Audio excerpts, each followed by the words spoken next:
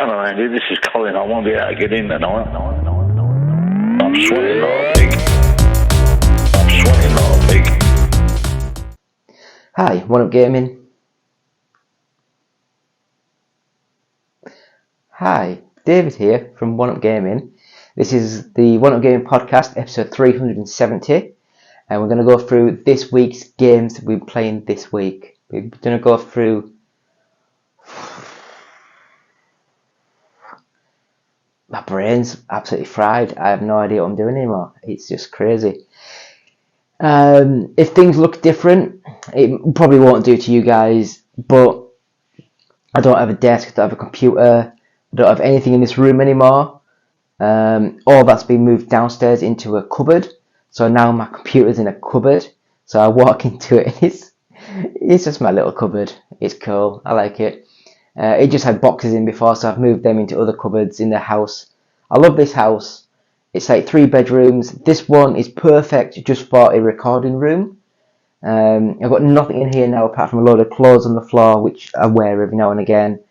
And so I've moved all my computer downstairs, and that is where I now sit and record, and I can play my Boostroid stuff, because my PC is pretty rubbish. So I can play some indie games on my PC, and that's just downstairs. So that's almost finished now, so I need to wait for a couple of little things and it's done. But yeah, if anyone notices, I'm looking randomly into other places that I don't quite know what I'm doing. One, the phone and everything's been moved, so the recording equipment used to be up there, and it used to record the full thing, and I cut myself out. Whereas now, everything's down on the floor at the moment. I've got a little tiny table, but it's like all the lights are around, and the camera's on. So I'm not sure if I look up, or if that'll look weird in the recording, or if I look down, or if that'll look weird in the recording. I've also had my eyes sort of like drops put into my eyes. So I can see from here to the wall, that's perfect. But when I try and look at my hands or words here, so if I had my phone, I can't read the phone, it's all blurred. Everything's like hyper, like it just hurts at the moment. So hopefully in a few hours that'll go back to normal. So I'm just going to record some bits and bobs. So if I'm looking randomly, it's because I don't know where I'm looking, as I don't know what I'm doing. So first of all, EA Sports FC 24. I had a quick go at the player career, where I created myself, and I play like the career mode as myself, get you an agent, choose the team you want to play at, and play. And I put myself as like I think it was a left wing back, or was it a right wing back, one of the two, and playing on the game. After a couple of games, it knocked Kieran Trippier out of the team, and I'm playing right back for Newcastle, and my little dude's rubbish. He can't shoot, he can't really pass, he's not fast, but I love this sort of game. This sort of mode where you play as one player doing the stuff. I really do enjoy it. Did they ever carry on doing this sort of game where it was like 10v10 online? Every player took a role of one player in the game. I really enjoyed that when that first started coming out. Yeah, I can't remember when it was. It would have been like FIFA 12, 13, that sort of time, I'd have a guess. And I really enjoyed it. I might have another look, see what happens. But that's as far as I've really got on the EA, the FC 24 sort of game. I've not really played many like normal side-on sort of view games where you control the full team. And I've not played any online modes. I've not played the foot mode. I've never been a big fan of this sort of mode. I might give more time into it, but obviously not now because I can't see a thing. But FC 24, it is just FIFA 23 updated, new little bits on, and a few little bits and bobs like twisted around, moved around, and I'm enjoying it. I think it's not a bad little game. It's the first football game I've bought from EA in what must be 2018, 2019 sort of time. So it's good 3-4 years now. But I'm enjoying it. I think it's a fun little game. So the next game we're playing this week is Golf vs Zombies. And this one, I assumed it was a proper, because I saw some screenshots, and I assumed you're playing golf and you play golf through a pitch, a field, what we're going to call it, a course, that sounds better, and you have to try and not stop, so be very quick to get you going, otherwise zombies will catch up to you and eat you. But what happens is, you hit the ball stops, and then as you get to the ball to hit the second shot, then 3 or 4 zombies come up through the ground. Then you have to move your character around, and you hit the zombies, and you have to hit them in the head, which would be alright, but I generally found that the turning circle wasn't fast enough, and whenever you're trying to hit the zombie, if they get 2 or 3 feet towards you, you can't hit the ball up at a high enough angle to hit the head. You're hitting them in the legs and the chest, and that's as high as it'll go.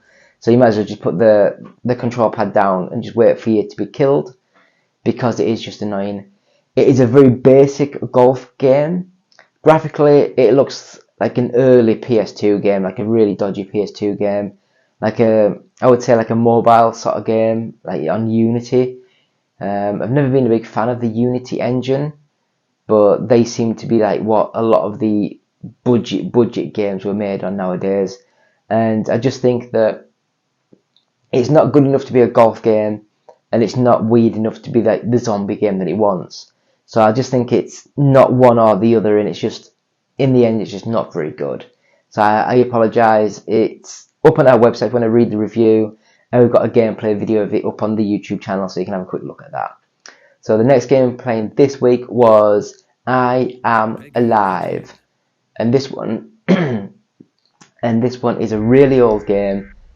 I'd have a guess 2008, 2010, that sort of time. I'll be way out here, Warner, but it was on the Xbox 360, the PS3, and it was a third-person action adventure game where you don't really have any weapons per se, and it's more of a climb simulator.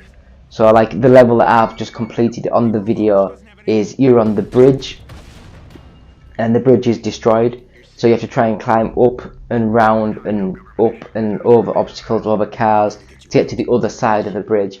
And I really enjoy this, but it's just, the thing about the Uncharted sort of series is, yes, it's got these elements in, but it's also got a lot of action, shooting, combat, whereas this seems much more sedate in how you're doing things. I love the fact that it's all in black and white, and it just looks amazing even for an old-ish game. And yeah, I'd recommend I Am Alive. You can find it cheap. It's a good little game, and I really enjoyed it. The next game is Solar Ash, and this game was, or is, a weird 3D action adventure sort of game. You're sort of skiing on the land, on clouds. The camera's quite far pulled back, so you're quite small on the screen as you're playing, and you collect orbs, you do things. It's a combat sort of game, and it's not a bad game. It's like puzzle orientated, platform orientated, and it's just, look at the video behind me. It's a nice looking game. It plays well, and I enjoyed my time with it. It was a fun little game. I enjoyed it. So yeah, Solar Ash. Sorry about that. No real good review there, is it? But it's a fun game, and I enjoyed what I played of it. Spiritfarer Farewell Edition. Now this one is weird with a capital W, and it's a 2D side-scrolling platform adventure game.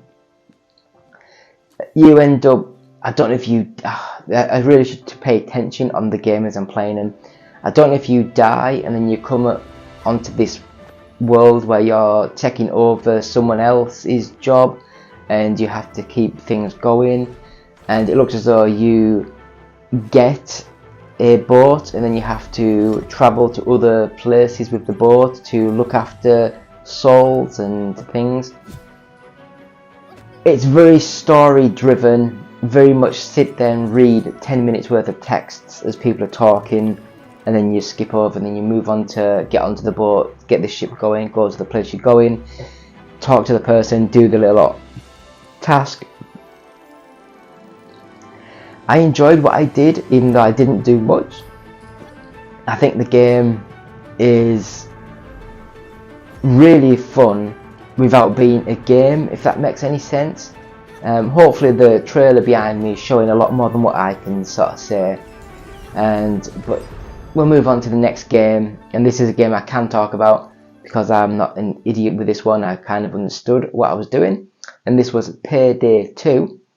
And with this one, I only played this because I was going to play Payday 3, and I downloaded Payday 3, I went to load it up, got to the title screen, pressed the A button, and then it says log into this certain website sort of thing and put your username and your password and all that. It's like, do you know what? No, I'm not going to do all that, I can't be bothered. So I just deleted the whole thing and downloaded Payday 2. And I got into a game, I played a game. It's a first person heist simulator where you have to break into the place, do the heist, get out of it without being caught. And it seemed a really good little game. I had no idea what I was doing, I didn't know what any of the buttons did. I didn't know what I was doing, to be honest. You can watch the videos like me, like half an hour just getting killed and just randomly walking around in circles, not knowing what to do. He said pick up some cards or some stuff, which I didn't have a clue what I was trying to pick up or what I was trying to do. So leave comments about how much of an idiot that I am. And Payday 2 is an easy game to get into, and I'm just stupid.